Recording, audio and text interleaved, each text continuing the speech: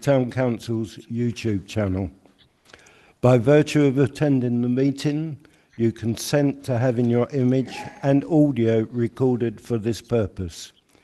If you do not wish for your image and audio to be recorded, then please do not stay for the meeting.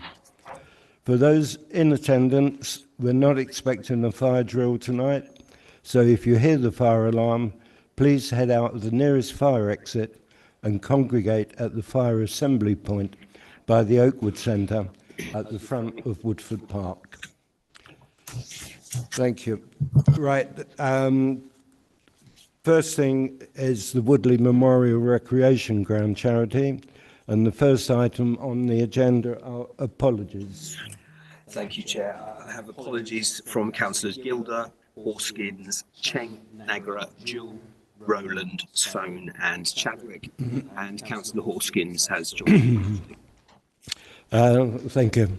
Right, item 2 on the agenda is the appointment of a chairman for this meeting. Do I have any nominations?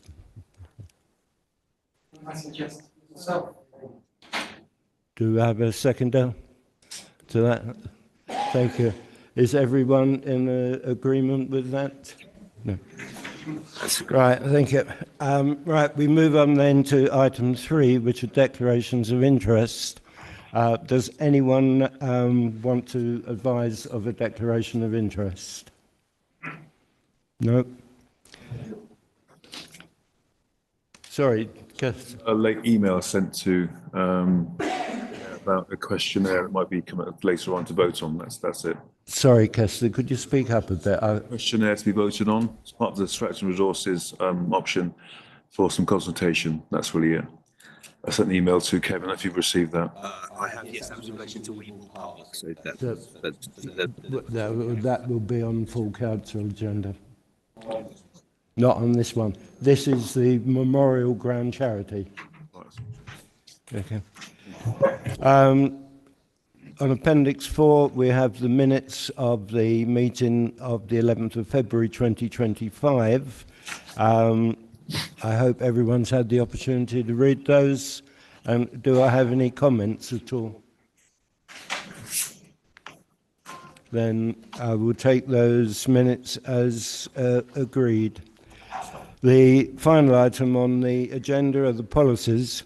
And the policy is in line with the Charities Commission guidance to approve that the Woodley Memorial Recreation Ground Charity will, in its operation and practices, adopt all applicable policies and procedures as adopted by Woodley Town Council on the basis that the Town Council is the corporate trustee for the charity. That is the policy, and I need a vote on that. Has anyone got any comments first of all? No. Then can I put it to the meeting that we accept the policy as I read out? And can all those in favour please show their hands? thank you, Chair. That's everybody. Thank you. There's no need to go to no's. Thank you. That is the end of the Memorial Recreation Ground charity meeting.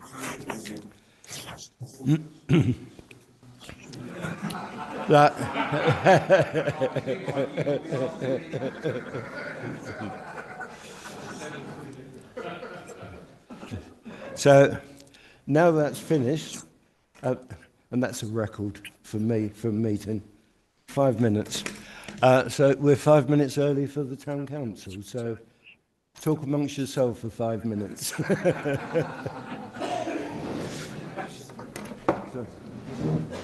Thanks, Dave.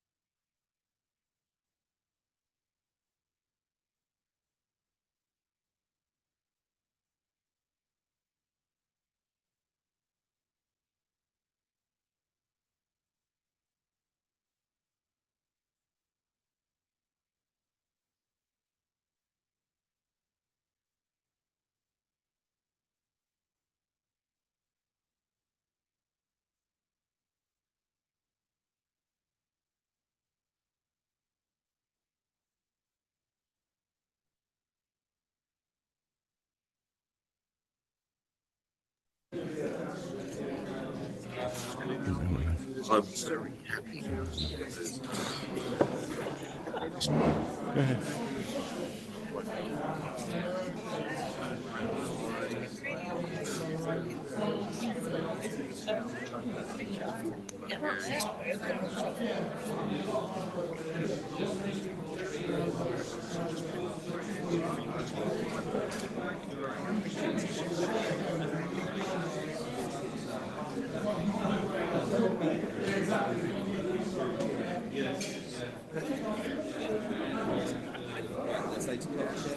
Okay. Right, okay, ladies and gentlemen, if we can start the town council meeting now, please.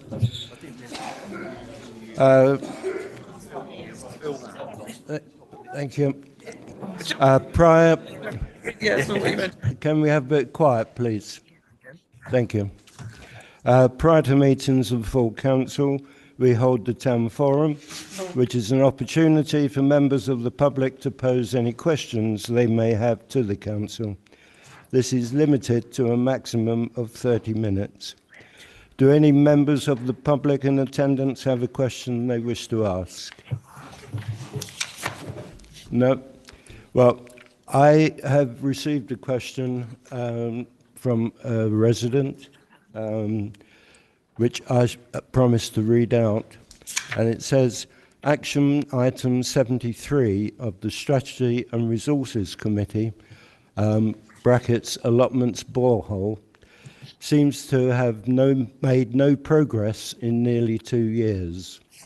Meanwhile, the council is spending money hand over fist on water for the allotments, with the 25-26 figures forecast to be £7,000, and the 26-7 figures forecast to be £8,827. Please can the council update their parishioners as to why there has been such a long delay and provide a detailed update on the current situation.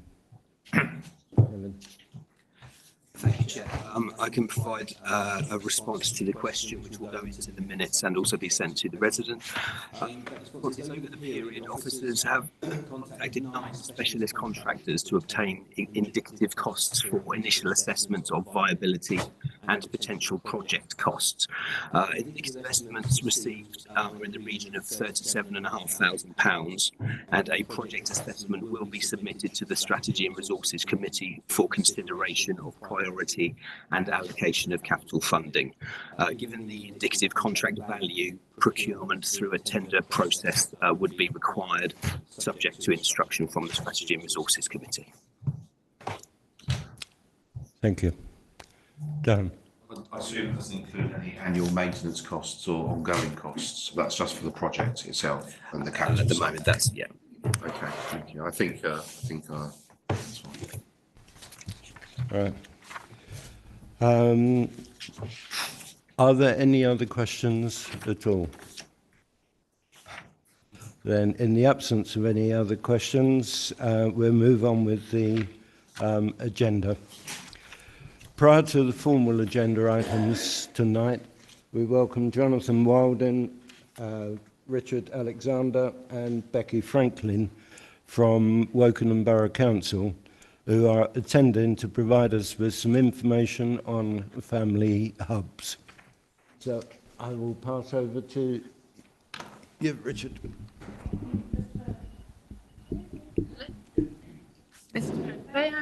This is a time-limited item because I think we all remember that the last full council I have already for a long time. I've already told them they've got 30 minutes. Thank you very much, Mr. Mayor. As well from us. Well, we'll see how the questions go. Richard. Right, can everybody hear me all right? I'm not that used to using microphones. I normally stand up and talk loudly.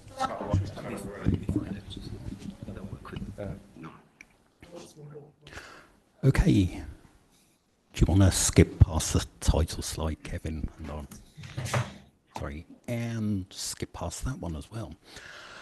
Okay, so I was going to talk to you first about our plans and thoughts around a community hub in the Woodley area. So we're looking at developing community hubs across the borough. First thing I'll say is we don't actually have a fixed view of what community hubs are. The overall approach is to develop something that creates a focal point for the community and brings different services together in one convenient place for residents, and that what the final picture looks like is driven by consultation with residents and finding out what they feel they need there. So we've done some initial looking at this and looking at where most of the need is in the borough, and we've come to the conclusion that we'd like to do something in Woodley, in the Woodley area first. So I was just going to go through a few slides and some of the data we've looked at to come to that conclusion. The overall aim is that as we move forward with this, that we're doing it on a data and evidence-based approach. So we look at what the data's telling us and try and provide services that will meet people's need that way. So initially we looked at where we might need one across the borough, and we particularly looked at Early and Woodley. Woodley came out having greater need. Can I have the next slide, please, Kevin?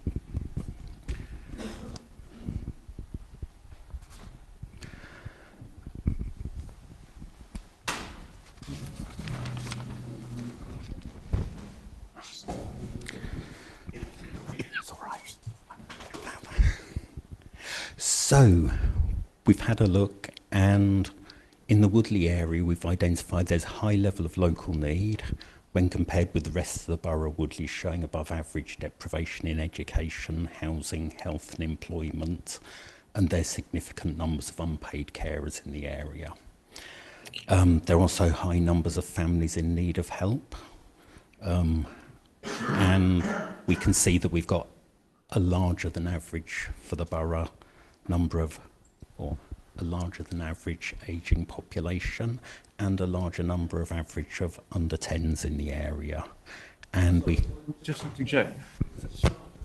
You just get to the end, it's sort of fading out. It's my eyes. I think that's as sharp as it will go. So focus it. Apologies, I will circulate this to all members for their information. yeah, we have sent Kevin a copy of this, and I'm just going to go through a few bits of data, but there's an awful lot of data in there if you want to see some more stuff about some of your residents.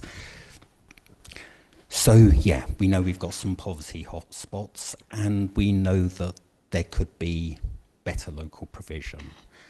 And also, just over the road there, we have a library that's got good potential to be expanded, and we have another building as well that my colleagues will be talking about in a minute as well. So we know we've got good capacity to do something good in the area, and we know we've got lots of strong partners to work with in the area, including yourselves, we hope.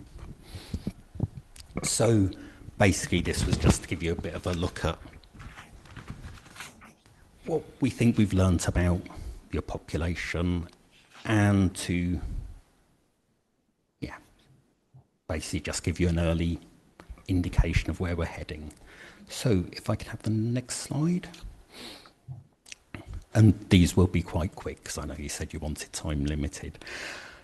So we can see that in the Woodley area we've got a larger proportion of people that are in lower classified employment, and a lower proportion of people in higher classified employment, and higher levels of people who've been in long-term unemployment. And this is from the 2021 census data. And if I can have the next one, please, Kevin. And also we've recently done some work across the borough looking at where emerging needs going to be in the next 5 to 10 years, so as we can preempt that need and start developing ready for that. And some of the notable stuff there is there's a higher proportion of households that are classified as deprived in at least one of 4 key dimensions. So that's employment, education, health, disability and housing. And areas such as South Lake and Bullmarsh and some other areas of the Woodley area show higher levels of need in economic and social challenges. And we know we've also got challenges in terms of young people and families as well.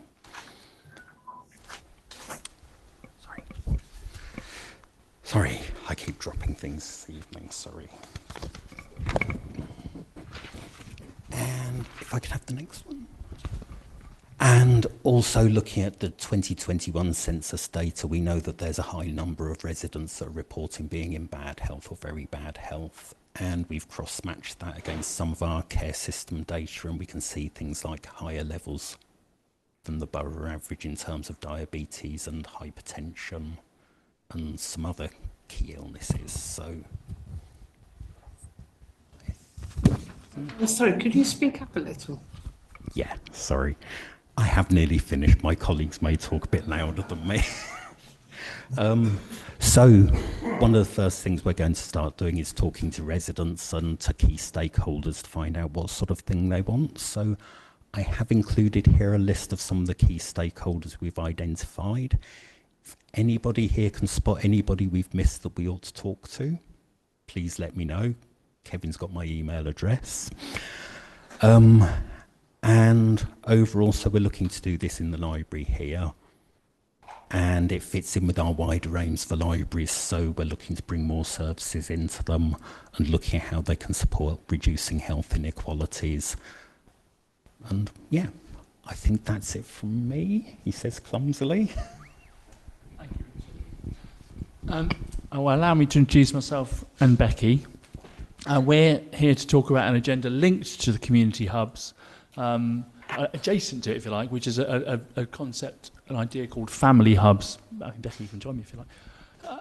So Woodley, as well as being a venue for one of our new community hubs, alongside that, we'll also be developing one of our first family hubs for Wokingham as a whole, is going to be here serving Woodley.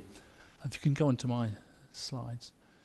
So this is a government programme. It's been running since around 2022, but actually it hasn't got going in Wokingham as a borough until now. We've just very recently been given our first allocation of central government funding to develop family hubs.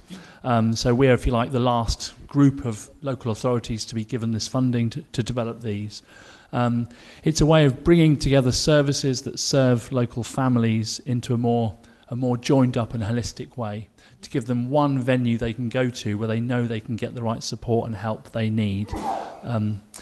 So there's lots and lots of guidance from government. There's lots of examples of other authorities that are much further down the path than we are. So we're talking to other areas to find out what they've done and what works well.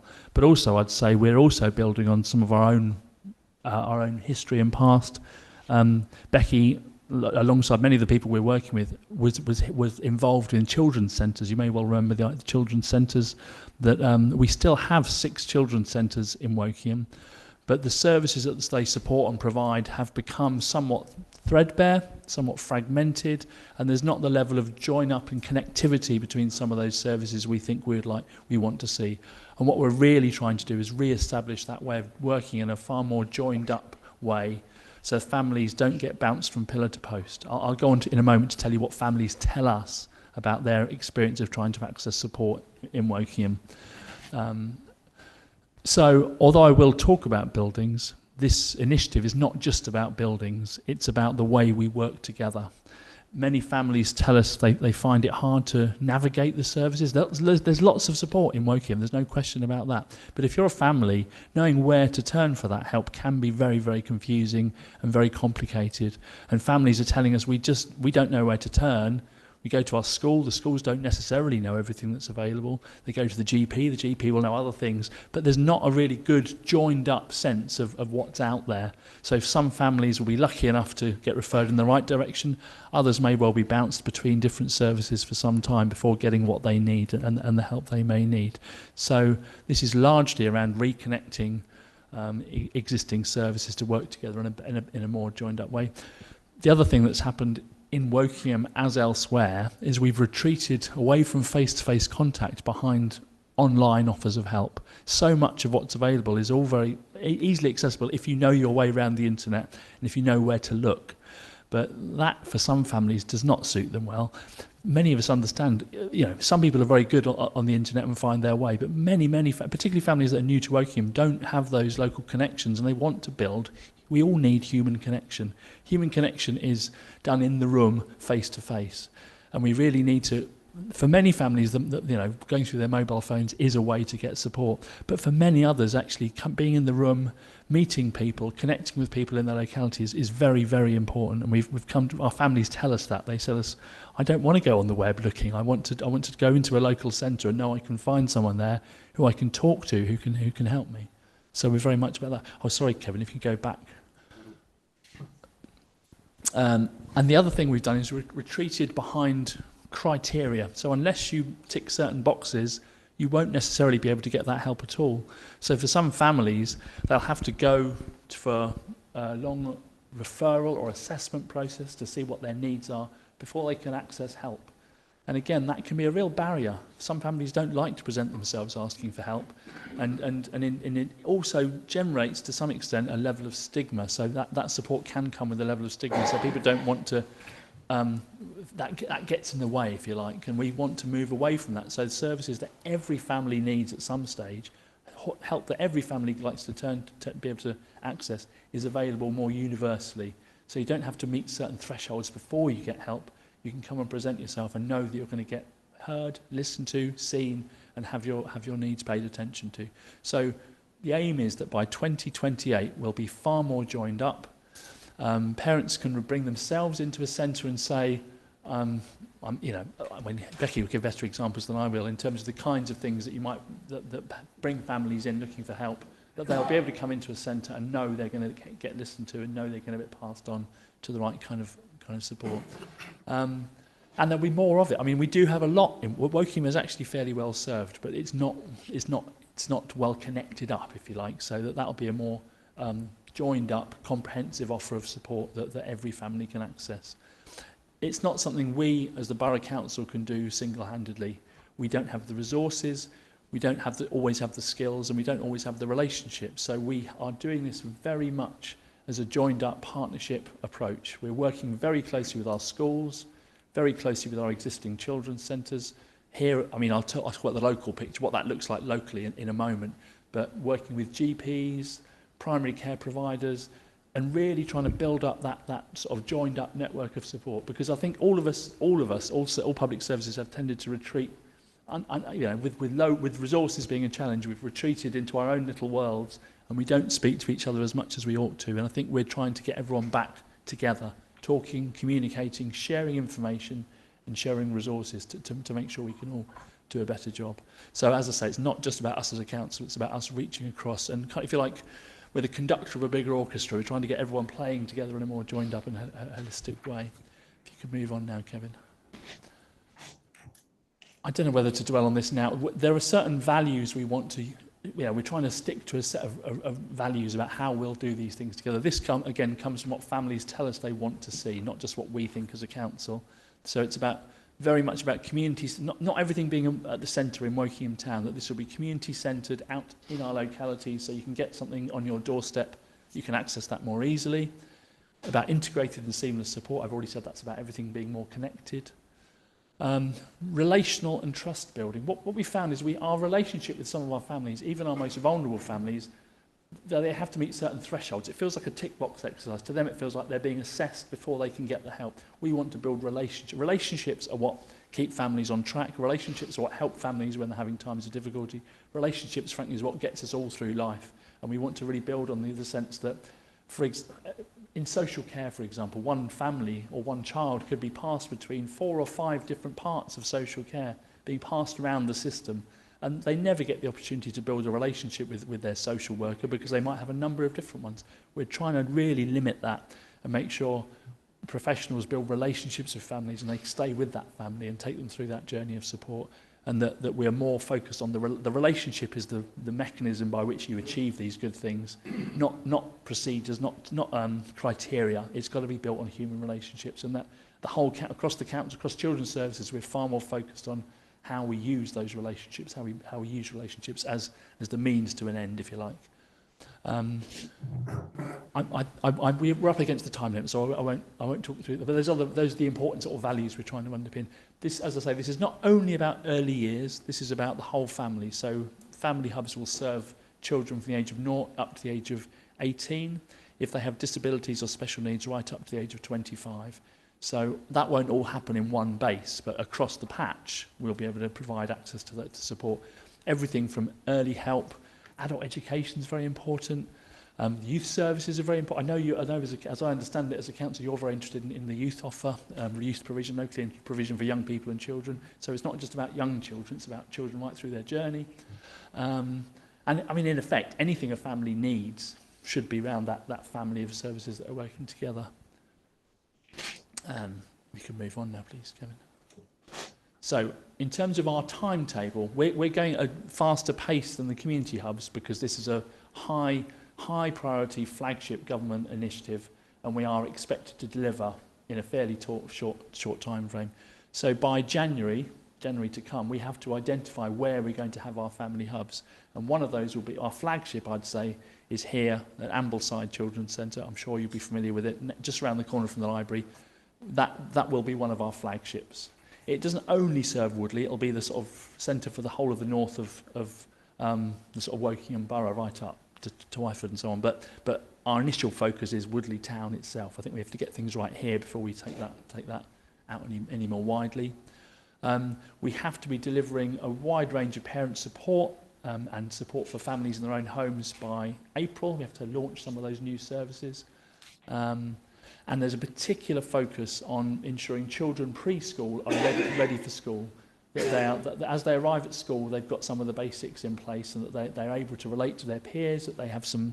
There's something called good levels of development, which is a measure of how well ready children are for school. We want to improve that in Wokingham, so that's our particular focus. But we're also focused on the needs of the wider age range, youth services for children right throughout their journey. So our initial starting point will be early years, but we're not losing track of that bigger picture too. So we are there was a list of stakeholders that Richard shared. There's a sort of subset of those local groups that we are particularly linking with in these early stages.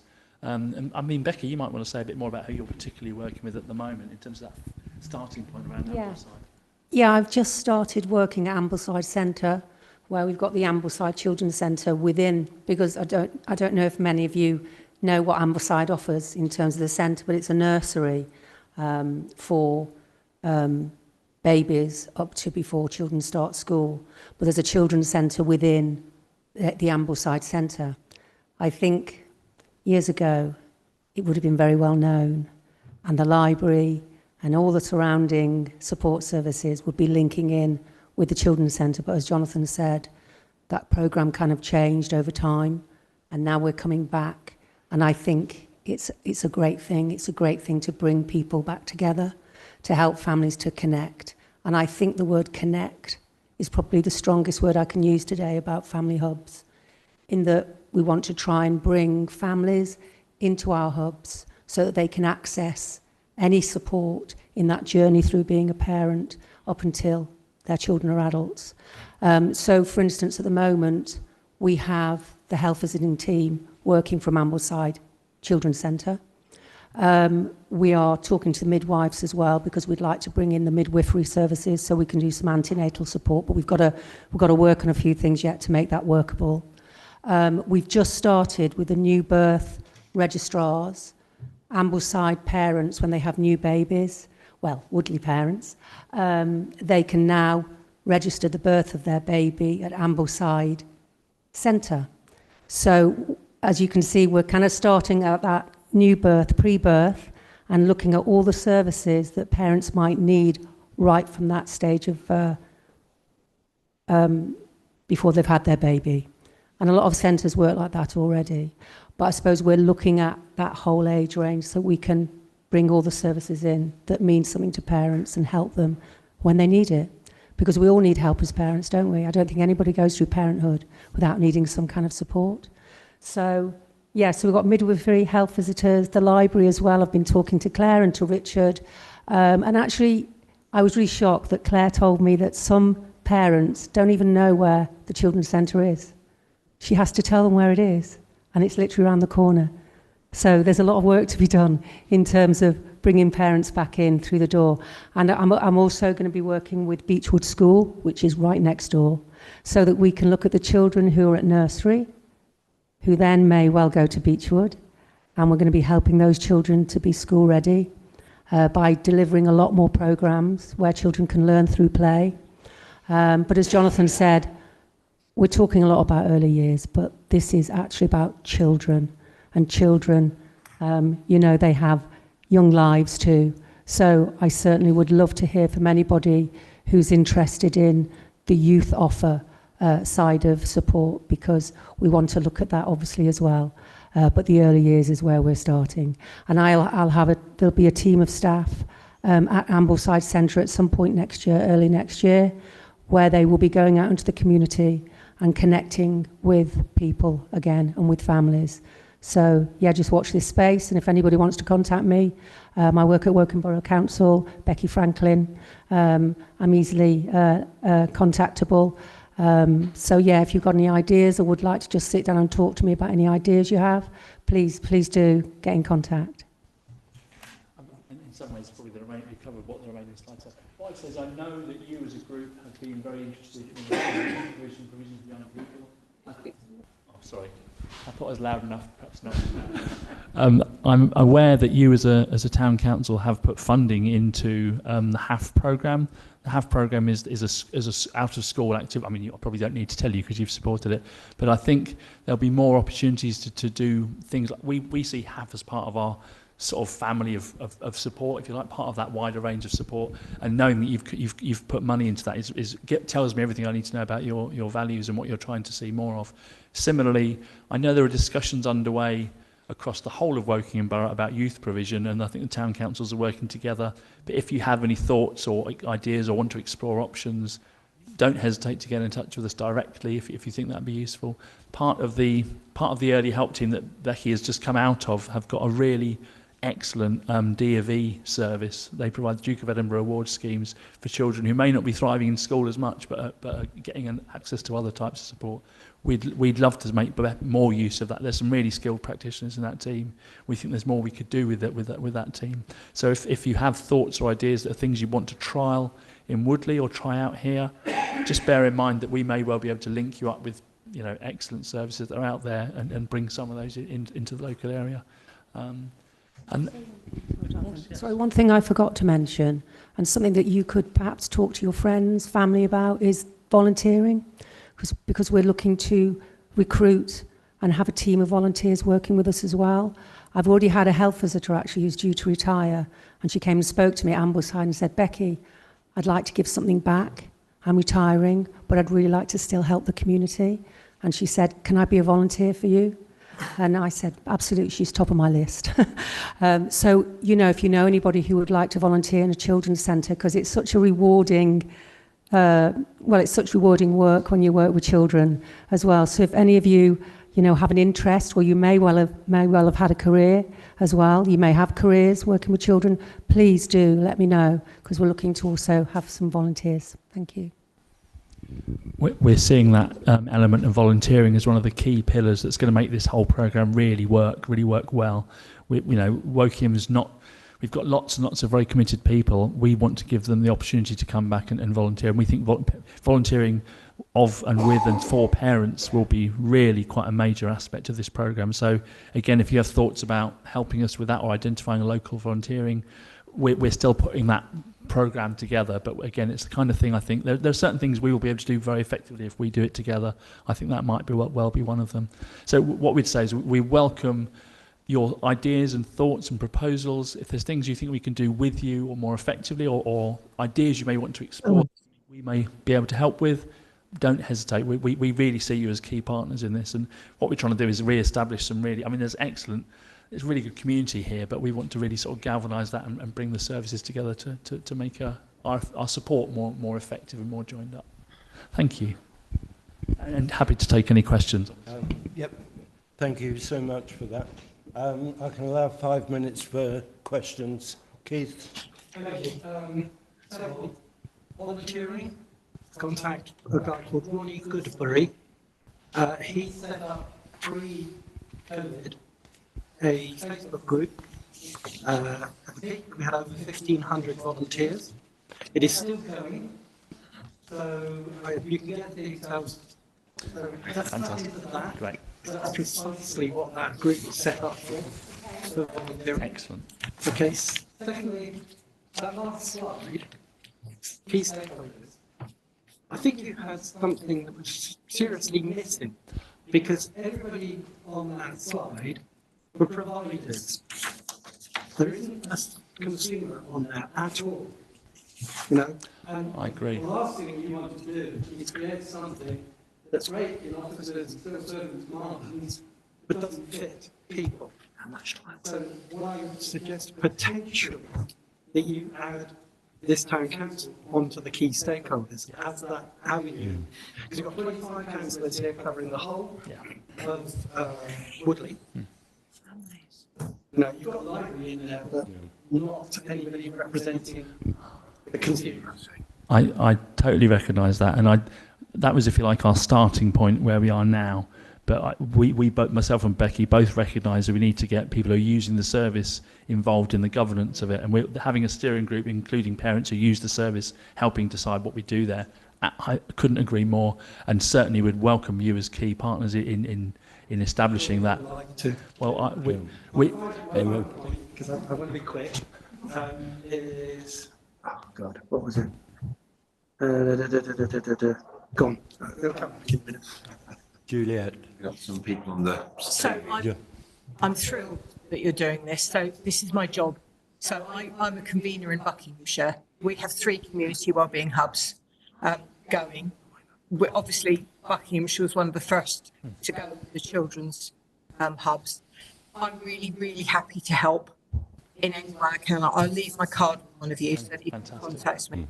But you're missing a trick if you're not working with the integrated neighbourhood teams. I saw PCNs up there, the integrated neighbourhood teams. I saw PCNs, but PCNs have now been organised into integrated neighbourhood teams. Yeah. And there is money that follows integrated neighbourhood teams. we're in conversation with. Fantastic. Yeah. There are also some really good schemes. You're talking about volunteering. There are parts of the country that have been doing this for a long time, and we're doing community researchers that they've been hugely valuable to us. I would suggest we could share that model with you. And the other thing that I think out of everything that's been really hugely important is that prenatal piece. And we've trained a bunch of volunteers to be prenatal mentors, particularly with some of the ethnic groups that are marginalised and not accessing mainstream healthcare. It's reduced the health inequalities dramatically. So I think there are some things that you could quickly learn, because you've got to get this going quickly. You've got some great money. I worry about, it's not you, I worry about the sustainability of this, because the funding is not guaranteed for any longevity. They say 3 years. Yeah, well, we'll see. It should be more than that, but I would suggest you strongly look and co-design a sustainable model, because we really lost something when those centres changed. And we don't want to do that again. You know, once this established that, particularly the children's hub, you know, once that, the family hub, once that's back, we want it to stay. And as a community, we could hold that. We absolutely could if you design it right. And that goes back to Keith's point about co-design and families and the rest of it. The community hub one, I don't know how big your team is, but we are literally setting up our 3rd one as I speak. So I'm really happy to talk to you about the sustainability of that and how you can try and get, so things like, you know, I'll have to come and talk to you separately. Things like, you know, how are you going to get people in there? And if you look locally, there is a lot of attrition in health coaches and individuals within primary care signpost. The turnover is massive. We've reduced that in Buckinghamshire to almost 0 because we let them come into a place like yours and hub together, and it gives them a community. Designing it, don't just think public, please think workforce, because it can save you so much money locally if you can get the community together a little bit. But Yeah. I mean, what I would like to say. Well, Chairman, there are two people online that have had their hands up before the speakers finish speaking. I'm not sure you can see us. Yes, I don't know who's on the camera. Councillor Rowland and Councillor Hoskins both got their hands up. Right, Councillor Rowland. No. Thank you, Chairman. I'm sorry, I couldn't see the speakers. They're not in the area where the camera picks them up. And so it wasn't very clear what they were saying. But the lady that spoke about Beechwood, I thought she said that you would be situated in the Beechwood area and that you would encourage children from the hub to go to Beechwood School. I hope I misheard it. As chairman of governors at Southlake School, I would condemn that. There are several schools in the area and parents mustn't be pushed towards that school because it's on that site. No, that wasn't the case, Bev. Can she say what she actually said then? Yeah, we're right at the starting point of working with Ambleside Centre, so it absolutely makes sense for me. The first step I make is to... Okay, so actually, absolutely makes sense for me. I've been in post for 8 weeks, and my first step is to link with the school next door. That does not mean that is the only school I'm going to be meeting with in the Woodley area. I'm absolutely going to be meeting with the other schools as well. So it's all part of the plan. But Beechwood is my first step because it's the most logical one to make. But I'm sorry, I'm not really happy about that. You must meet with the schools all together. I'm quite happy to convene all the chairs of governors so that you can meet them as a group and not single out Beechwood. Yeah, no, that's absolutely fine. I am actually linking with schools already, and I am talking to schools about family hubs. I'm actually talking to all the schools in the borough about family hubs. So I'm not just singling out Beechwood. Beechwood is the one I've mentioned because that's where Ambleside Centre is located. That's all. It was I wasn't intending to make it sound like I was excluding all the other schools in Woodley because I'm absolutely not. So have you already been in touch with the other schools? Not every one of them individually yet, no. Because as I say, I've only been in post for 8 weeks anyway, so I'm just on the start of this journey. But Jonathan is just going to add some information as well. Okay. Thank you. Just to add, I have been out and presented to all the head teachers across Wokingham have heard about the Family Hub agenda. They've all been invited to express interest in taking part in it, and there's been a great deal of interest. So we're not singling out individual schools. We need all the schools to be part of this wider family of support that we're putting together. I know Southlake School from other work I've done here, so very happy to come out and speak to you as an individual group of governors or to the school, and by no means was Beechwood was simply mentioned because of its geographical location right on the site.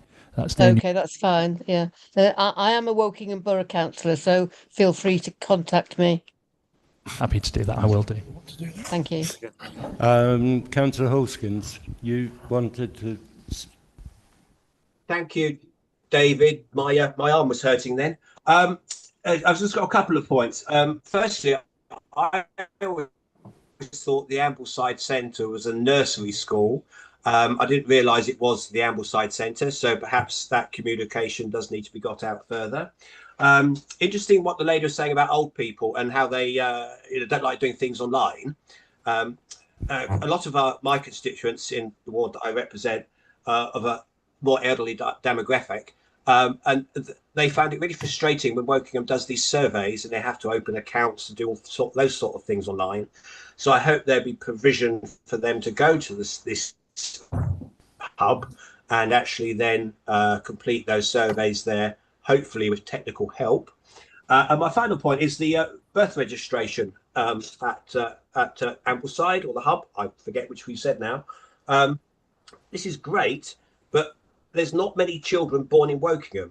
Most of our residents go to the RBH to give birth, where you then have to go to the Reading Registrar Office to register those births.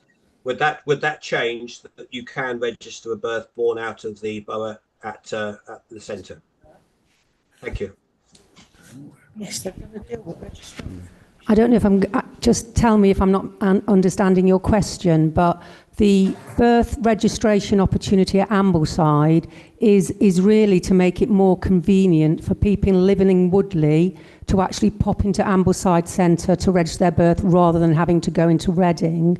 What we found so far is we've just started it and the appointments are fully booked.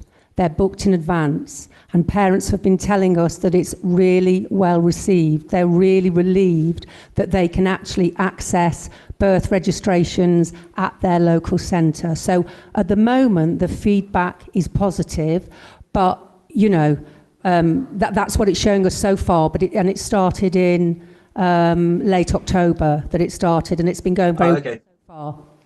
Has that? Sorry. Yeah. Thank you. Yeah. My children are 23 and 21, and when they were born at Reading, we went to Wokingham to register them, and they went, you can't do it here. You have to do it in Reading Borough because that's where they were born. Okay. Obviously, things have changed. Thank you. Yeah. Okay. Thank you. Right.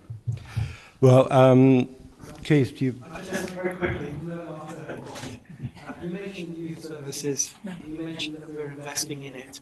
I just want to make sure, I'm a little bit concerned that you might start doing something that we're doing as well, and it might be better for you to continue spending your money, and we can divert that money that we would have spent on something else. So the ability for working closely together on that is absolutely essential. We're quite a forward-looking town council. I think you'll find we're the only ones who have major youth provision, looking at all these sorts of facilities. I find I'm going to just do advertising. You're looking for location. You see what we've got here. Yeah. If you wanted your community hub to be based, because the library is great, but it's small. Yep. And if you're going to have to expand that, that's a capital program, which you probably have got. Whereas here it is, and I'm sure we can negotiate a good deal. Thank you. Yeah, thank you. We've been thinking about that, definitely. I mean, thank you very much for coming. Thank you. Thanks. Talking personally, I myself have nursed both parents through dementia and Alzheimer's, so I know how difficult it is to find the help that you need. So anything I can do, I'm more than willing to help. Thank you very much. Certainly, from the council's point of view, we've got vast amount of space here, and if you want to use it, please contact Kevin. But the highlight, as you've probably gauged, is engagement. It's very important that this council are engaged and fully aware of what your plans are, what we can do, and what you would like us to do. Thank you. Okay? Yeah, and thank you for being so engaged with us and for all your questions. It's very helpful. Thank you. Thank you.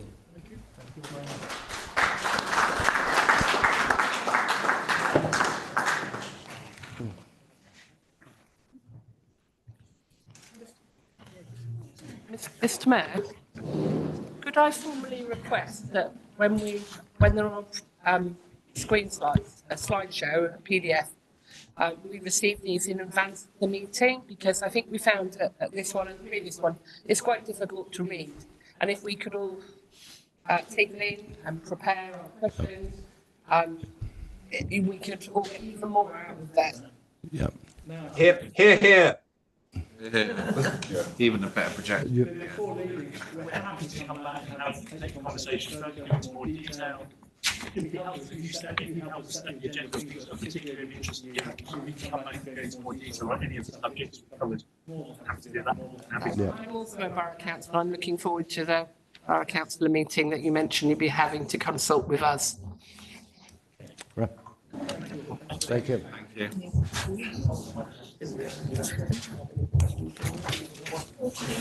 More relevant, wasn't it? More Yes. Right, thank you for that. All right, now we'll move on with the main agenda. Thank you, Alison. Item 1, apologies. Kevin, have we received any apologies? Yes, we have apologies from councillors Gilder, Horskins, Cheng, Nagra, Jewell, Rowland and Soane, and councillors Horskins and Soane have joined us originally. Thank you. They have been noted. Item 2 on the agenda is declarations of interest. Do we have any declarations of interest from councillors regarding any items on tonight's agenda? Mr Mayor, I'd like to declare a personal interest on agenda item 9, outside bodies, with particular regard to Woodley Volunteer Centre, about which I'll be talking about later on in the meeting. Right. Noted. Thank you. Does anyone else have any declaration of interest? Right. Well, thank you for declaring your interest. When we get to the agenda item in question, Councillor Kennedy will take no part in the discussion or any applicable vote in relation to that item, and if appropriate, will be asked to leave the room for any discussion and vote. Item 3 is to receive the minutes of the full council meeting held on the 30th of September 25.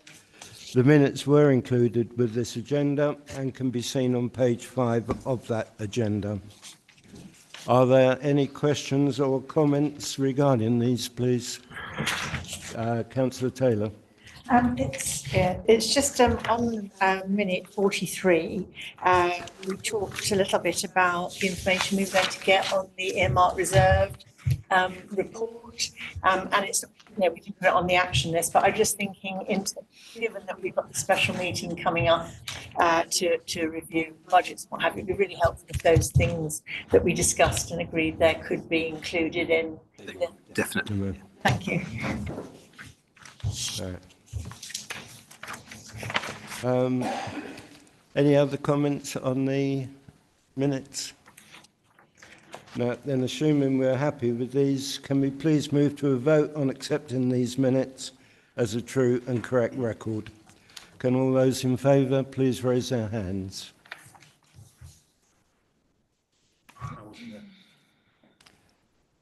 Okay. In favour, thank you. Can all those, thank you. Can all those against please raise their hands? That's none. And can all those who wishing to abstain please raise their hands? That's one. Just one. Right, the minutes have been duly approved as a true and correct record, and I will sign these after the meeting. Item 4 on the agenda is actions and follow-ups, which are provided at Appendix 4 on page 19 of the agenda. Does anyone have any questions or comments about these?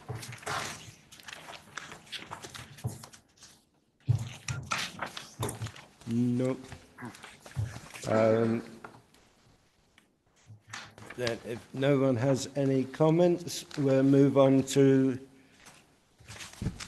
item 5 on the agenda, which is to note the budgetary control update provided on page 21 of the agenda. Darren or Kevin, do you want to? Hi, yeah. The report is the report sets out the current projected outcome position for the current financial year at £50,000 above the budget. That is predominantly in relation to the memorial ground expense, which is an historic expense. That's a net cost of £37,000. The remaining £13,000 officers are confident we can mitigate before the year end to bring that back in. And of course, if there are opportunities to mitigate that further and eat into the memorial costs, then that will happen also.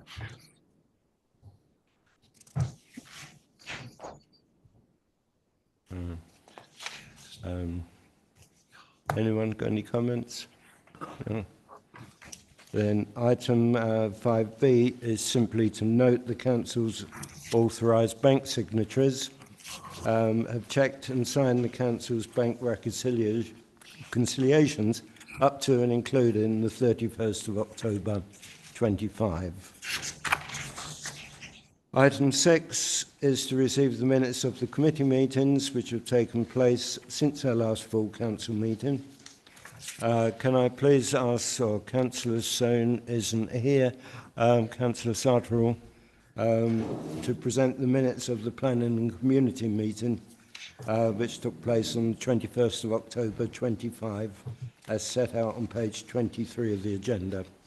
Thank you, Mayor. I'd like to present the minutes of the meeting of the Planning and Community Committee meeting of the 21st of October. These can be found on pages 23 to 32. Are there any questions or comments? No. Then, assuming we are happy with these minutes are noted. Can I please ask Janet to Sartorel to present the minutes of the... Oh, no, sorry. Councillor Smith to present as chairman of the committee, to present the minutes of the Leisure Services Committee meeting, which took place on the 11th of November 2025, as set out on page 33 of the agenda. Yes, Chair, I'd like to present those minutes on the Leisure Services meeting from Tuesday, the 11th of November, pages 33 to 37 inclusive. Any councillor would like to ask a question? Thank you. Right. No questions? Right, assuming we are happy with these minutes are also noted. We get it right this time. Can I please ask Councillor Sartorel, as chairman of the Planning Committee, and to set out the minutes? Thank you, Chair. I'd like to present the minutes of the meeting of the Planning and Community Committee on the 18th of November. These can be found on pages 39 to 46. Any questions or comments? No. Then, assuming we are happy with these minutes are also noted. Can I please ask Councillor Baker, as chairman of the committee, to present the minutes of the Strategy and Resources Committee meeting, which took place on the 25th of November 25, as set out on page 47 of the agenda. There are a number of recommendations from this meeting for the council to consider, and we will run through these individually after we've taken any broader questions on the minutes. Thank you, Mr. Mayor. I read to you the minutes of the meeting starting on page 47. As the Mayor has explained, we've got 5 specific minutes that we will have to vote on, which I'm sure the Mayor will be managing through.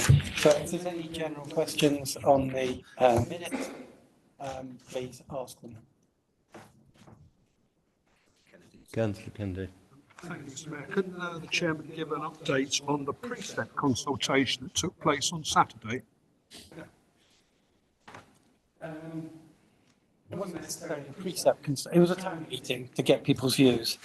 Unfortunately, because of a variety of factors, it wasn't well attended.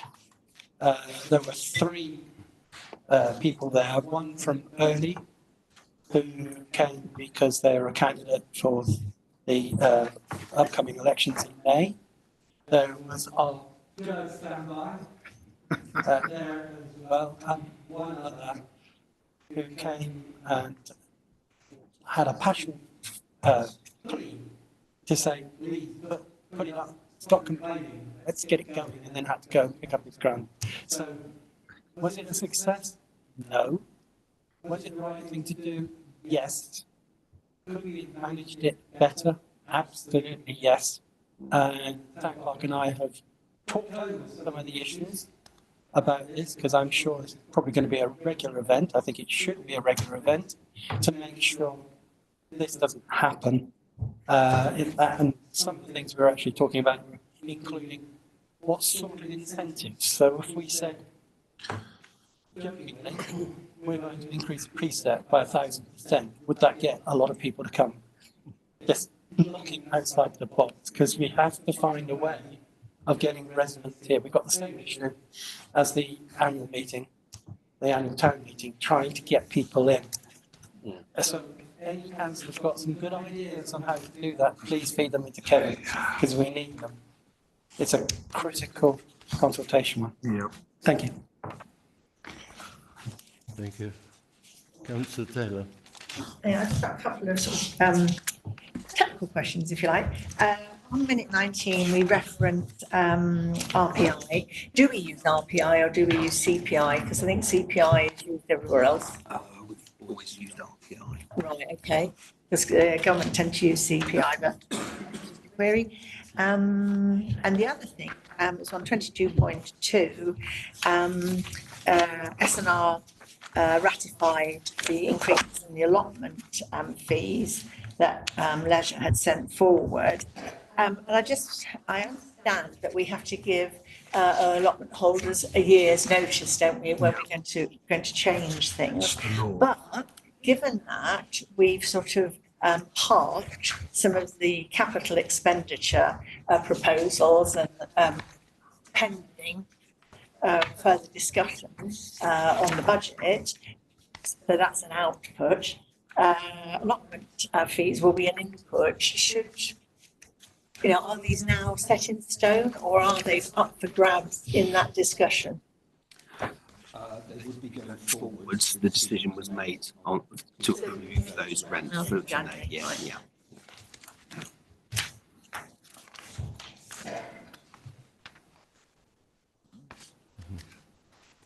I don't think there's any more questions. Yes, I'm looking for. Sorry. On page 53, item 24, Councillor Anderson asked for a meeting of the PR and marketing subcommittee to be arranged. I'm not aware that any members have yet been consulted about possible dates. Will that be going out this week? Yes, I know that is being looked at for possible dates, so you will be receiving something very shortly. Right. Do we have any other questions? Sure. Right, then we'll go to the vote, if I may. Minute 18, that which is that the full council set up a council strategy, task and finish working group with the terms of reference set out at Appendix A. So, can I ask for all those in favour to raise their hands? That's everybody, Chair. Any against or abstaining? Thank you. So that is passed. Can I just interject briefly? Can we also have nominations for the positions on that group for, in terms of reference, it states the chair or vice chair of the standing committees. If we could have those names. Yep. Great. Good question. Basically, for the Leisure Services and Planning Committee, it will be the chair. And for Strategy and Resources, for obvious reasons, it will be the deputy chair. Thank you. Okay. Right. Minute 25, that full council approve and adopt the standing orders updates presented at Appendix C. That's on page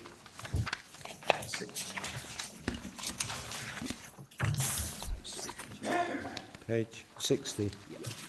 Oh yeah, on page 60.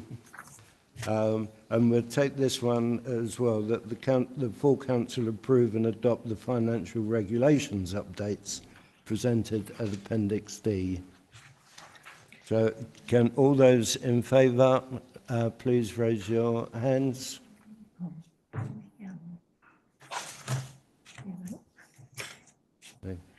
That's right. Right. Any against? Abstaining? That's none. Right. Thank you. Minute 27.1, which is Appendix F on page 75. The vote is that the full council approves the schedule of meetings for the 26-27 municipal year as set out at Appendix F. Can all those in favour please raise your hands?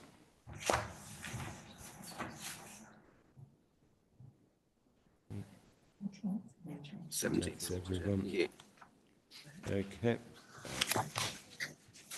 Right.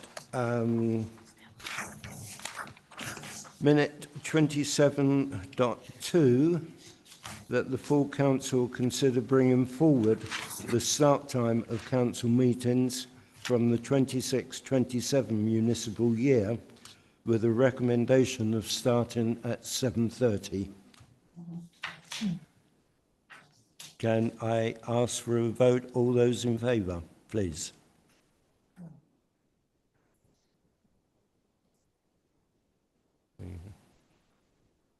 That's 13-4. All those against? 3 against. 3 against. Any abstaining? No. Then that Do a clarification. Just to remind people, I know, obviously for the three of you, it's going to be difficult, probably because of work. Yep. But don't forget, you don't have to be there at the beginning. So you can turn up. I know that's not the best, but usually most of the meaty stuff in these meetings tend to be after about 20 minutes, half an hour or so. So I urge you to try and come, even though you missed the beginning. Thank you. right. So that has been agreed to start at 7:30. Minute 30, that full council consider approving that a... Sorry, Councillor Kennedy. Sorry, Mr. Mayor. My recollection on the recommendation, it is correct, but I think I preceded the recommendation here from Councillor Bello was this should appear as an agenda item on all future meetings of full council, that we have an opportunity to think of a question that we want to bring to the attention of Wokingham Borough Council. If it's a regular item on the agenda for each meeting, then it guides us and reminds us that this is our opportunity. And I think we should either amend that recommendation to reflect that, or just remember that the town clerk can include that on the agenda. Are you proposing it? Because I'll second that. Yes. All right. Yep. I have a proposal. I would second. Seconder. But basically, all you need to do is modify the full council to cancel meetings.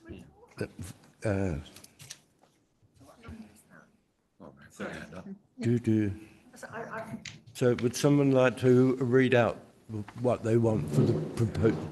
I thought that we felt that the presentation that had been put without members being at the committee being able to consider it in advance was completely inappropriate, and we should ask the borough council officers to return and basically do it together properly, so that, you know, if they want our consultation, you know, it's not a tick box exercise. They need to and perhaps present to full council, but not simply that we would be asking a question.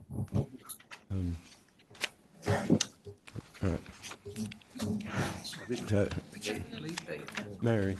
Where does that leave page 75 then, with the meeting starting at 8 o'clock on this? Well, the whole schedule. Will that be not right now? That would be updated. It will be the updated. resolution. Yeah. To say That's just 7:30. that's just been made here. So I think we maybe cross-purpose this slightly in relation to that minute 30. I think what Councillor Kennedy was alluding to was a request that there be an agenda item on each agenda for potential questions from members. And just relating to this slightly earlier agenda item on the standing orders, there was a section in there about how that is managed, which has just been approved. So that process is set out in there, which will be included in the standing orders. which includes notice periods and how members can form those questions and get them to the committee, to full council, for them to be included in what the process is. Yes, so, Right. sorry, can I? Sorry, yeah. Yes, I was a bit confused about this because actually there is two separate things, isn't it? One is about the questions generally and how we prep for that, because somebody has to go from here to present that. So, but I think this particularly one about the bus thing, and actually I didn't take the opportunity to congratulate Janet and David, and I think Linda was here when the guys came to talk to us about the bus service, and there was a phenomenal amount of information in the pack that they just presented, and then the back page of it was asking all sorts of questions. I mean, really, it's the sort of thing that you need a couple of hours to pour through it all. And the bottom question was that, and how should we pay for this? And you think, oh, hang on, I've got something in my bag, and we were talking about 110 grand or something that they wanted as a contribution. And, you know, madness, isn't it, really?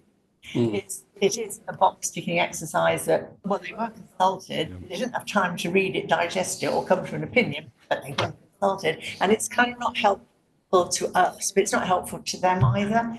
So I think that was the basis, the point that, Greg was raising at the time was that didn't work for us. And it is quite an important thing for people in Woodley, about the bus services. So that was, so what are we going to do with Well, this now? that really comes down to my comment when the Woking people left, is engagement. It's very important. They don't just come here and present something and say we've engaged with Woodley. They haven't. They've presented what they've got on their mind. There's got to be solid engagement coming. Councillor Bello. Thank you, Chair. It seems to me there are two matters for us to consider then. One is the request possible if we decide that we'd like to invite the officers back to give to distribute their presentation ahead of time, to give people sufficient time to digest what they're proposing. But also the other point I wanted to raise was about it goes into agenda item 11, which is a future agenda item, because there's a big consultation exercise, review of bus services, and I think as a council we should be able to have that on the next full council agenda on the 10th of February, which is probably bang in the middle of when they're going to be doing their consultation, for us to have a discussion about that. And we need to make sure that we put really good input into that review. Yeah. Thank you. Yeah. Very quickly. I wouldn't mind, Kevin, I haven't seen what was presented to the planning committee. I don't know whether other people who... I can't find it. I've seen it, but I can't. I'd like to see that. And can you also advise WBC that if they're looking for money, they need to present to the strategy and resources, because that is effectively the banker for the town council. Then still present it to the full council. And it's sad they don't understand, those individuals don't understand actually how this town council, and probably in Woking as well, work. Yeah. Councillor Smith. Thank you, David, Chair. Yeah, we shouldn't allow these people to come in and present to us without the presentation and their agenda in advance. Yeah, that just wastes everybody's time, because can we make that a rule now? That when these people turn up or they want to present to full council, or indeed to any of our main committees, that they have everything ready and presented in advance so it can be presented to councillors, so we understand what they're going to be talking about. Otherwise, it's, this tick box, we allow it to happen, actually. We shouldn't. We should hold them account a little bit. Can I just add that members... Oh, what's happened to the screen? Councillor Hoskins and Councillor Rowlands, they've got no chance of being able to see what's on that screen, so they have no access. And all of our residents, if they do tune in on YouTube. They don't know what's being talked about either. Last time I had a community meeting, when it was community, we had changes in bus service. I can tell you we had 40 angry residents sat at the back of the room. I was trying to chair a meeting with Reading Bus Services, and people, and it was not an easy discussion. So just be prepared for some quite vigorous community engagement in that respect if we don't get this right. Thank you. So I would suggest we have 3 days' notice. Yes, I think we please. need the presentation 3 days in advance. Officers are accustomed to presenting to committees at the borough. You know, whenever I've chaired a scrutiny committee, I expected the papers to be in the agenda, the presentation, and that goes to print a week before. Ideally, that would be great. No, that's, you know, Can't it be sent out with the agenda? presentation in advance, then, you know, it's like, well, you're going to delay it to the next meeting. Yeah. So I don't see why they can't treat us with the same respect as they do the Borough Council. Yeah, we haven't asked for that, but we'll do going forward. What we're looking at is basically a pro forma. If anyone wants to come and talk to us, we send them that. Tells them exactly what they need to do with the date. They need to send us the information on the agenda. Perfect. Yeah. Perfect. Yes. The last few, in fairness to them, they have sent all the documentation, but after the event, not before. Yeah. Too late, David. It's too late. Yes, that's what I was just trying to do, and I'm still none the wiser as to how you want this corrected. I mean, at the moment, consider approving that question be raised on behalf of the town council. Maybe offer a way forward. Yep. Right. This minute 30 is specific about, so I think we can make a decision on that, on the words here. Can we do The- what Alice said then? The point that Councillor Kennedy raised is a generic one that we should have. That Shouldn't it? to raise topics or whatever in each of the 3 standing committees. And if there's conflict, it should be full council sides. But just set the right expectations. As I understand it, this agenda item on the full council of the Borough Council is 5 minutes. Do you get 3 minutes to speak? You get 2 minutes for a response. There's your 5 minutes. So the reality is, if it truly is 5 minutes, is there's only going to be one question. The rest will be covered by written answers. The problem with written answers is you don't have the opportunity to come back a supplementary. 5 minutes, to me, this like the idea, it's a joke with 5 minutes. It is not long enough. So just set the right expectation. Probably never going to get the opportunity, so we don't need to worry about who's going to present it. Right. Can, Yeah, thank you, Chair. Just for some clarification, under the standing orders item, which was just approved, with the recommendation from the standing orders subcommittee in relation to the procedure for questions to Wokingham Borough Council, what was included in there, which you have just approved, was that there would be a standing agenda item of full council with a process for members to feed questions to myself to go on full council agenda. If there are things that come up between full council meetings that are urgent, they can be considered with wording between the mayor and myself. So that you have just approved that. so if the council are happy, I will ask again for approval of minute 30, that the full council consider approving that a question be raised on behalf of the town council at an appropriate Wokingham Borough Council meeting regarding the effectiveness of their consultation with local councils on the new bus services and how they might improve their partnership working with local councils. Can I have a show of hands of those in favour, please? Do we need to do that? Can't you just talk to Wokingham? I was going to say, if I could suggest that if there is a question, that if you do want to ask a question, perhaps That's something that I can word in consultation with the mayor in relation to The that. thing is, we don't actually know what questions we want to ask about the bus service because we haven't had the grip through. If it's not a specific question, then I can go back with the information that we just talked about in terms of process, so that we can. I think that's the answer, isn't That's it? not vote on it then. Yeah. There's that vote, Yeah, is there? no, I Is there don't other think so. I than think it's just on the clock? in terms of, and then when we get the stuff, and we want to ask questions. Ask a question and frame it in the correct way. Yeah, let's do that. Could our question simply be, Woodley Town Council would like Woking Borough Council to reflect on the effectiveness of their consultation with new bus service and how they might improve their partnership working with local councils. You see what the answer is, and then we slam in the problem with we get a supplementary, but we're not going to discuss that in advance, are we, and record it in minutes that can be read. You won't get a supplementary because we run out of time. Minutes. I'll ignore that. Anyway, isn't it? It's too woolly. Tell them our process has changed.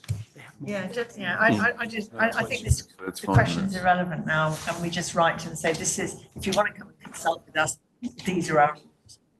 Yeah. And then we take it from there. Consulted properly. Greg was the one who raised it. Are you happy with that? Yeah, I'm happy with that. Yeah. To withdraw it? And I can raise it on the town council liaison forum because I'm on that the borough. Yeah. So the action is Kevin's going to send a stiffly worded letter. Right. Okay. So that proposal of minute 30 has been withdrawn. We don't need to vote on that, do we? Right. We'll move on to item 7 on the agenda, which is to note the current direct debit mandates in place for the council, which have been duly signed by authorised signatories. And there's a whole list there attached to it. Does anyone have any questions regarding those direct debits? Question, I have a comment. It would be really helpful to see the amount or the range, the amounts next to it next time, not now, but you know. That, Yeah, absolutely. well, Just an idea. right.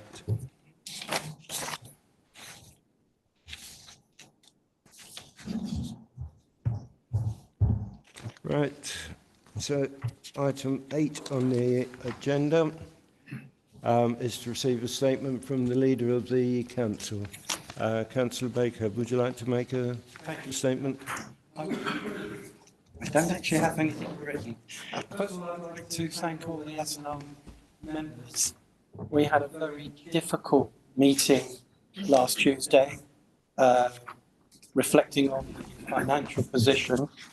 And what was impressive is that we all worked together, which was great. I haven't seen that for a long, long time, and long may it continue.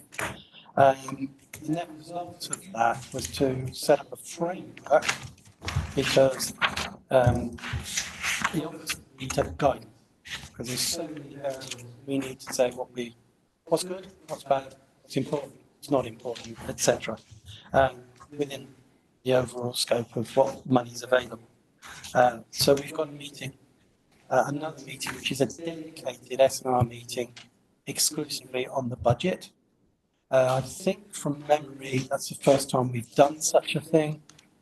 We might want to consider it as a regular occurrence, because covering the budget as an agenda item on a 10 agenda item meeting really doesn't cut it. It needs a lot more time and attention from all of us. Finally, this is, for most of us, last meeting before Christmas. So I just wanted to say thank you for all your efforts and conversations and debates, even though some of them have been heated over the last 12 months. Just relax, enjoy the time off, because I can tell you next year is going to be a real humdinger, particularly from a financial possession. Get that relaxing, enjoy your plum duff, your Christmas puddings, etc., your turkeys, and I'll see you in the new year. Thank you, Councillor Baker. Right. Item 9, in the absence of recent reports on outside bodies, officers mistakenly did not request for this meeting due to focusing on other work pressures.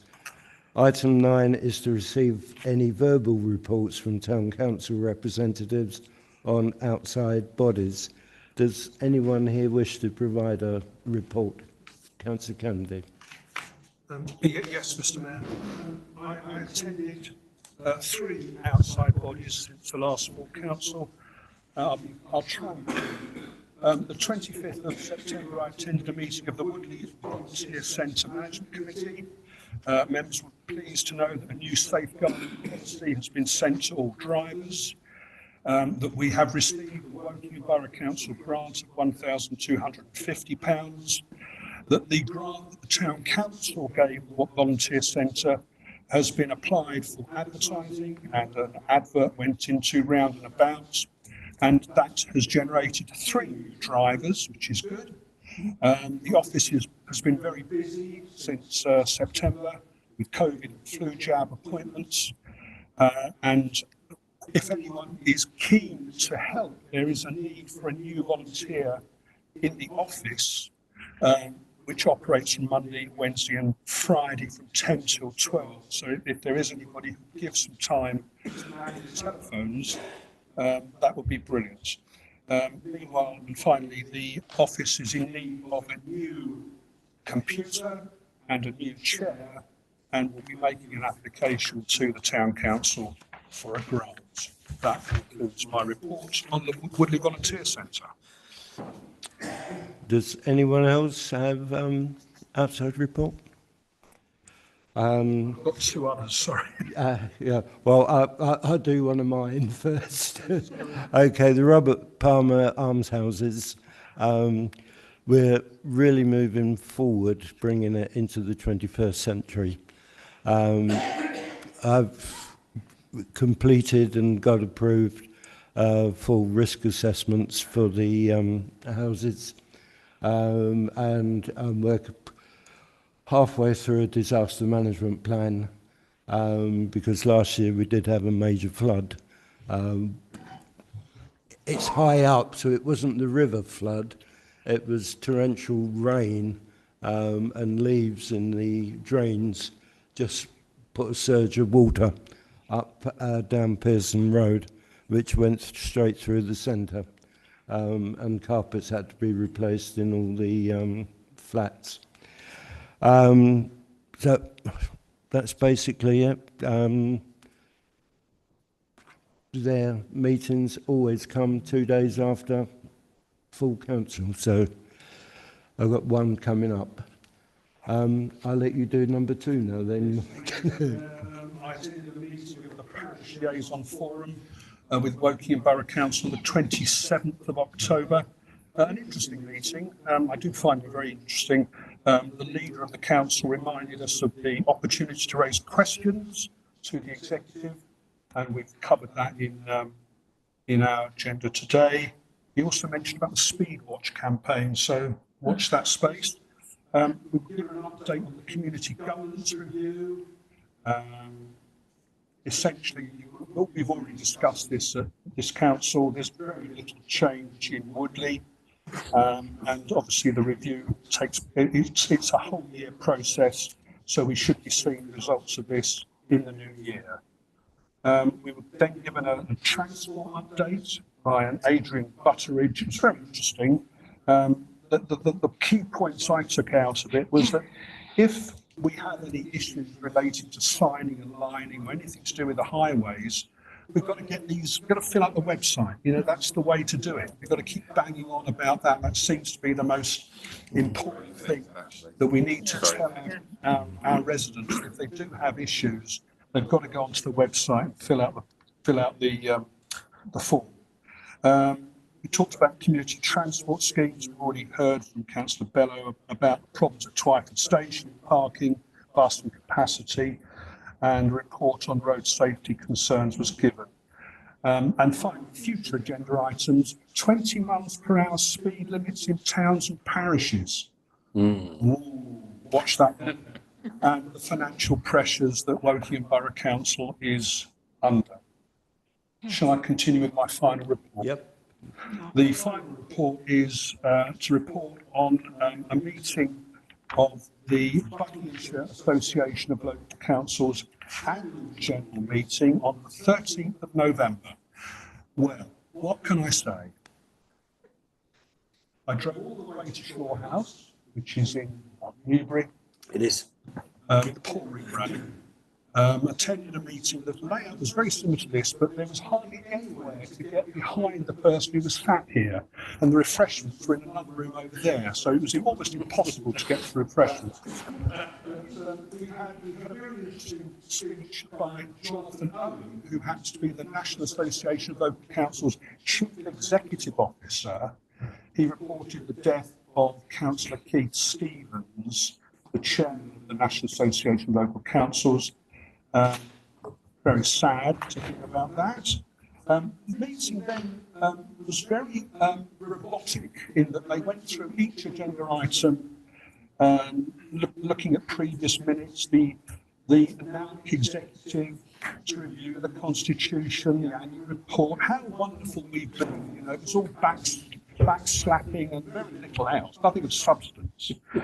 And then they agreed a new constitution. The financial position of BALC was reported, it seems to be in reasonable hands, 60-odd thousand in the budget. And then they talked about the elections of honorary officers and the subscription. This is interesting. The subscription for BALC, for us, will be capped at £1,600 for larger councils, and the NALC element will be capped at £2,216. I've given details of this to the town clerk. The BALC constitution was adopted. There was no feedback from any member councils. There is an opportunity to make a nomination from somebody on this council to attend the Royal Garden Party, but we have to get in the nomination by the end of this month. So we have this opportunity tonight to make a nomination. We then had a very interesting talk from Jonathan Owens about the strength of parish and town councils in this sector, with over 100,000 councillors and 10,000 councils. And he urged us, to keep lobbying with principal authorities and working together.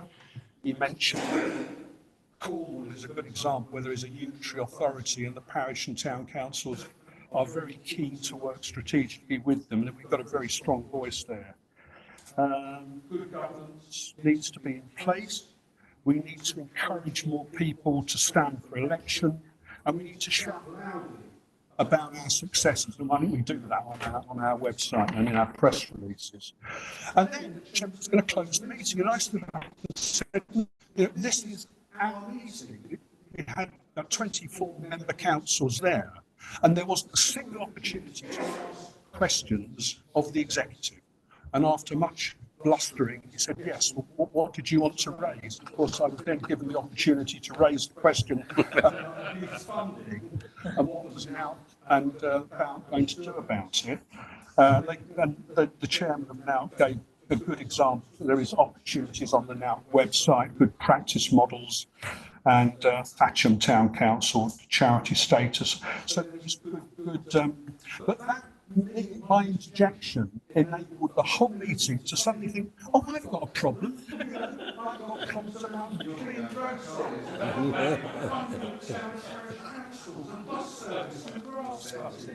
finance, and so this is an agenda item for future. But I have to say to you, colleagues, that if we're looking for savings, we can look no further than the £1,800 we're going to have to pay to BALC. And I would strongly recommend we ditch them, because BALC is only operating thanks to the Hampshire Association of Local Councils. It has no secretariat. It relies exclusively on Hampshire, and historically, if you wanted to go on training courses, that was part of your stuff. But now that's been taken away. So if you need to go on a training course with the Berkshire Association of Local Council, you've got to pay for it. So the reason they subsidise it is that they had huge reserves. Yes. And they were working them down. But if we're not bulk members, oh, sorry, I shouldn't be doing this, should I? No. But if we're not bulk members, does that mean we won't have access to their training and all the now published material, which is really good stuff? Well, we're a direct access council to the National Association of Local Councils. We're members of the Society of Local Council Clerks, so Kevin gets all the advice he needs from either SLCC or NALC. I mean, I'd be guided by the town clerk, and I think there was some concern as to whether we should be members of BALC or not. You know, that's just my view.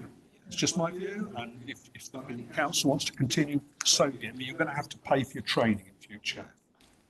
We'd have to do that anyway when we were about. So really about adding any value to the. I think we are reviewing the position, and we haven't used the HALC training and advice service so much lately. The SLC one has got much better and quicker.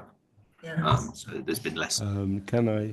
Can I hasten to add that in my first year as a councillor on this council, back in 2018, I attended a BALC meeting when it was BALC, and the impression I came away from, what the hell are we doing paying money to this lot?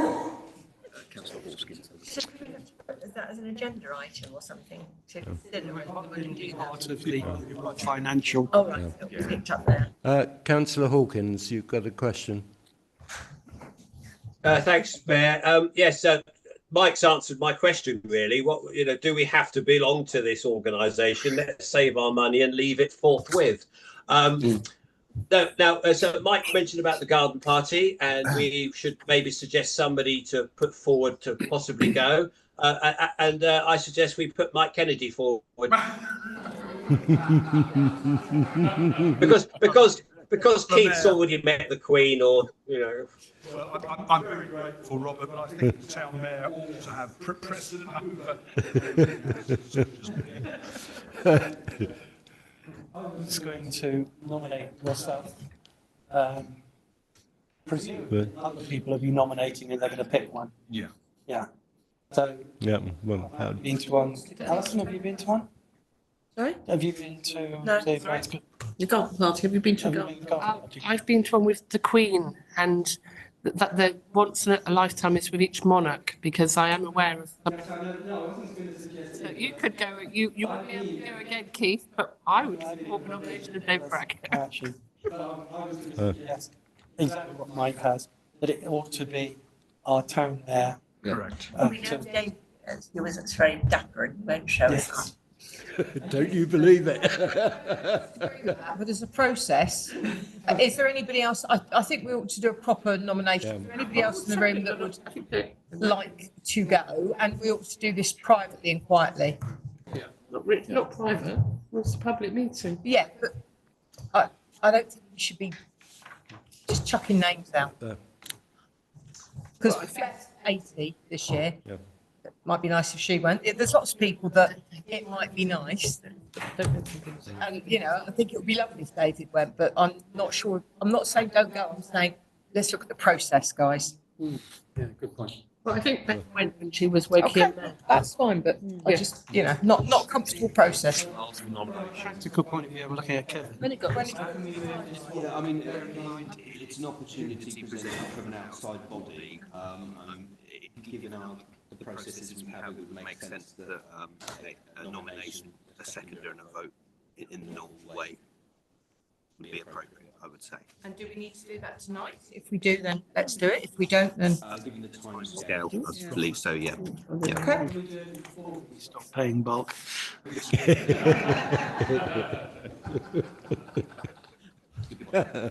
Nominations have got to be in by the 31st of December to balcexec@balc.org.uk. And when is it? When is the garden? Roughly. Usually May. Sometime in May. Sometime in May. May, June, July. Yeah. May, June, July. Okay. I've been twice. It's very interesting. Yeah, I've been once. Two different hats. Yeah.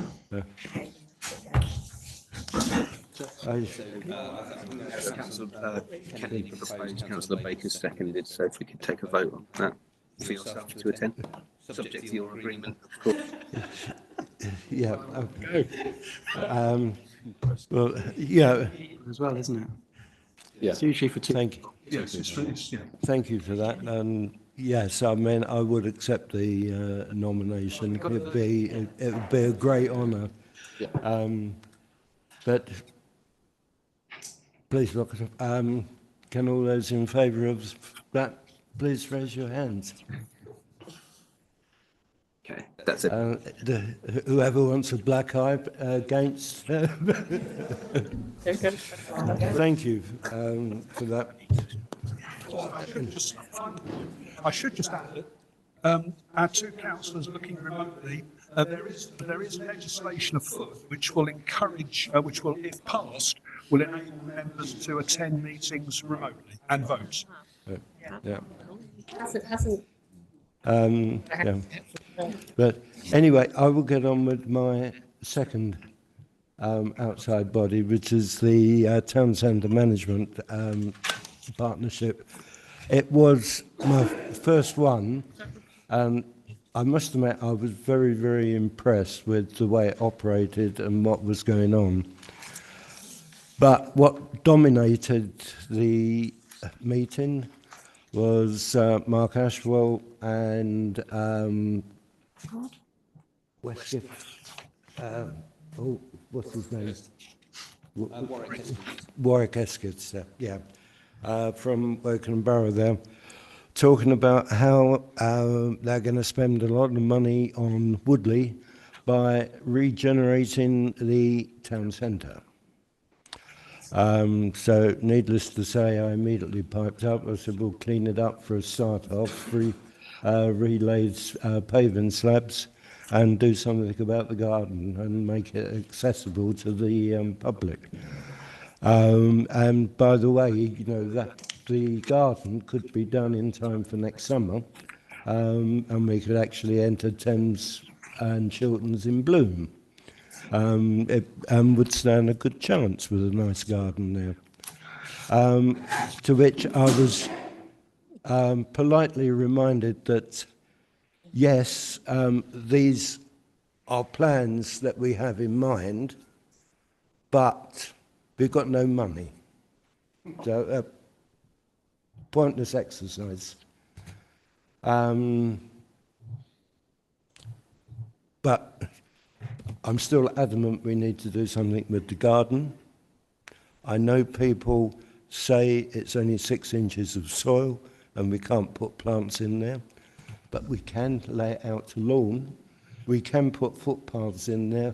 We can put benches there for the residents to enter. We can put an entrance to the garden either end of the precinct so that it doesn't interfere with the narrow space around it. People could sit there, have a cup of coffee from Costa or something stronger from the Bosco Lounge or what have you, and watch the world go by. That would create a happy area. £10,000, I reckon it could be done. But I'm not coming to strategy and resources with the idea, because... Lovely, if that's what the population of Woodley want, but I don't think we can just pluck an idea out. Oh, no. It's perfectly fine as it is. People do sit on the wall, so it's just a difference of opinion. Brilliant. I think there are some more appropriate things that we could do with the precinct to regenerate it.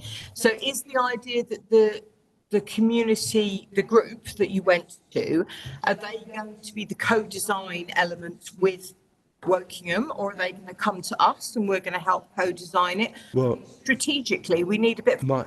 My suggestion was that if Wokingham would agree to it being opened up so that the residents can use it, we would set up a volunteer organisation to actually upkeep the gardens. Yeah. I'm talking about strategic intent. The strategic intent, that is Wokingham. and they haven't got the money to do it. Councillor Baker. Yes. The garden is the responsibility and managed and planned by the town council, not the borough. There is a reason why there are paths there.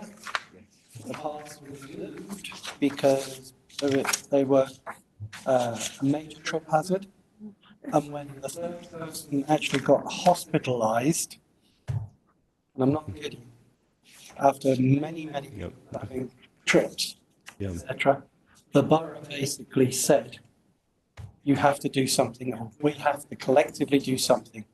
That is why the size of that garden is so large, because the roots of those trees are very low lying.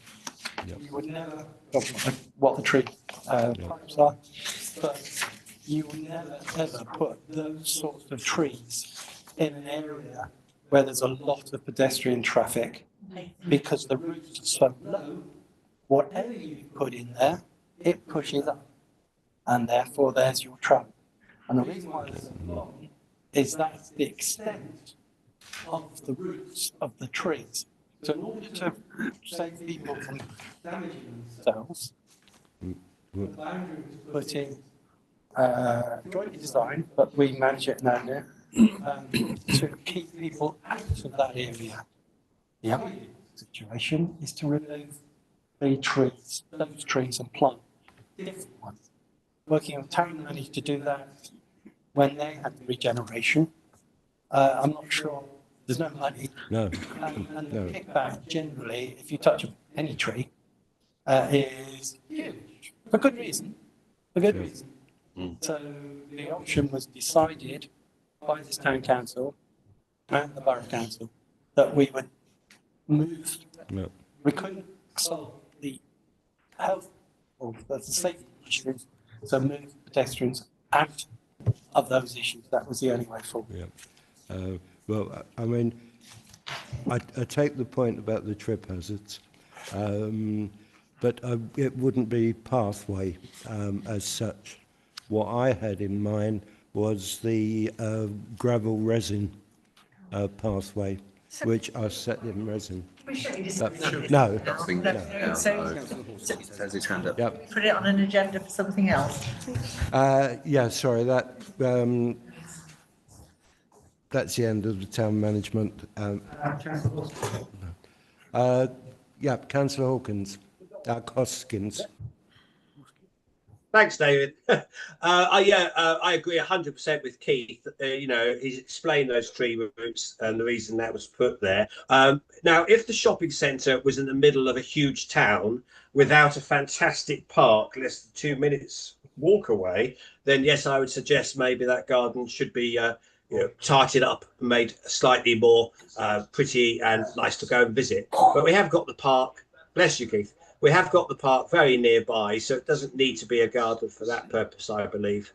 And I think we should be very careful we don't let people just walking in there, because they will damage. Not only will they damage themselves by falling over, there's danger they're going to damage the tree roots and the plants that are in there. Thank you. Councillor Rowland has a hand up. Beth. I think it would be nice to tidy it up by moving the people that are sitting around it, looking as if they're begging, but just sitting drinking coffee. I don't know whether they're begging or not, but it doesn't look a nice thing for the town centre. Yeah. Can we move on? Yeah. But anyway, thank you for that comment, Beth. Moving on to item 10 on the agenda. It's an update of mine and the Deputy Mayor's engagement since our last meeting. The events which have taken place are set out on Appendix 10 on page 83 of the agenda. Quite extensive.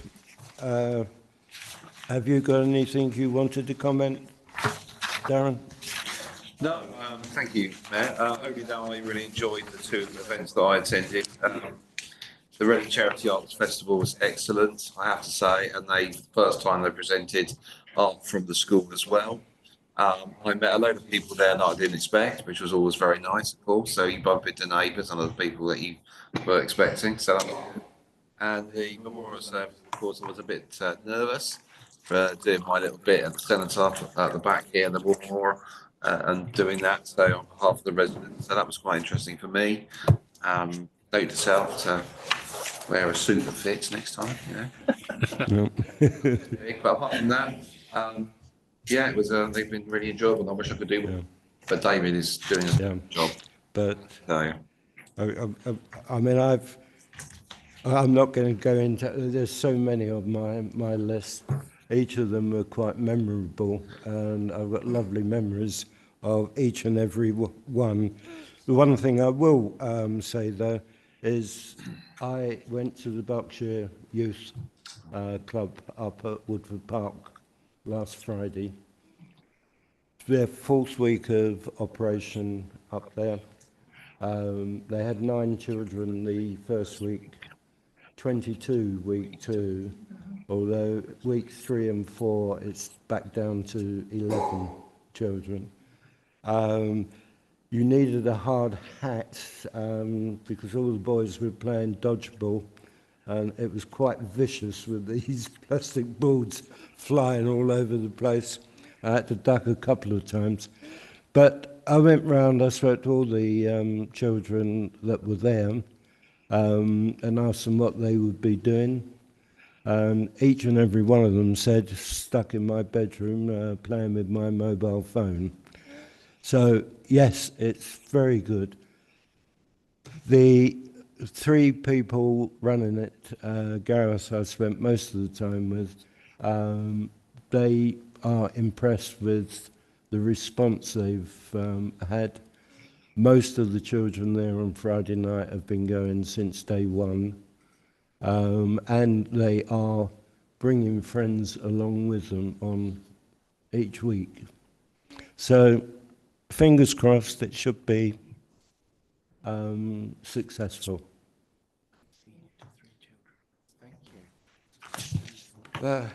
Anyway, item 11, future agenda items. Does anyone have any items they wish to be included in the future agenda? Councillor Bellow. Thank you, Chair. I'm at the full council's discretion really as to whether we should put the Woodley Bus Services review on the full council agenda for next time, which will be the 10th of February, or whether we should put that into the relevant committee.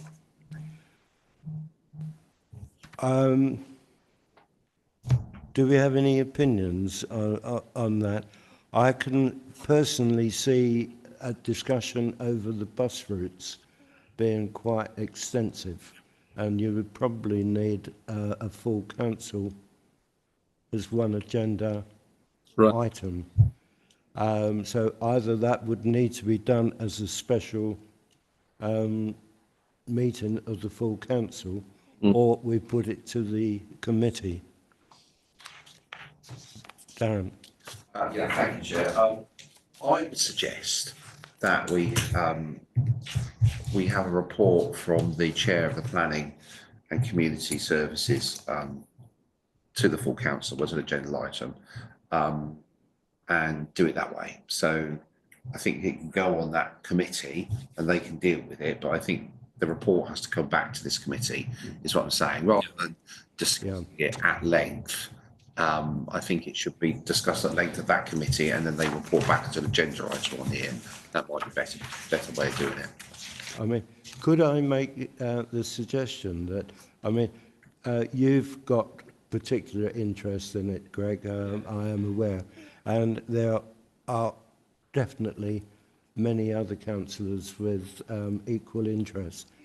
Can I suggest you put your comments or things that you'd like considered down, and Kevin, perhaps if you could collate them and give them to the Chair of Planning? Because we can go. We can go. Sure. We can go. So Yes, we can go. Yeah. That's what I'm saying. We can Yeah, go. it's very. And it's probably more Relaxed appropriate about that committee because you'll probably Yeah. get the public turning up Right. at that committee. Yeah. And then, that chair can then report here. I mean, it doesn't stop members of the public attending this meeting, of course, and asking questions, but maybe that might be a logistical way of hand managing it. But we should put it on the agenda like you suggested anyway, so. Can I just ask, when do we have a planning committee in January? Yes. There is one. Okay, that's the ideal place then. Yeah. Councillor Baker. It's a general point. When we put or request an additional agenda item, can we make sure we understand exactly what the objective of doing that? As politicians, we're very great at discussing and debating and talking for a lot of time without actually focusing what are we trying to achieve. So I'm just saying it's a generic comment at anyone who says, can we have an additional agenda item? Make sure there's a clear objective of why. What is it there for? What are you trying to achieve? We've definitely got one for this.